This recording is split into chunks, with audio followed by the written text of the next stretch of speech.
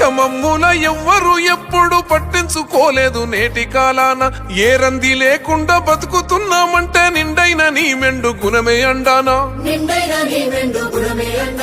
కండ్ల ముందే ప్రజలు పస్తులతో ఉంటే తట్టుకోలేక చల్లడిల్తీవో ఆకలి బాధలు ఇక వద్దనంటూ అమ్మవై మమ్ము సాదుకుంటీవో సామాన్య బిడ్డల నేస్తానివో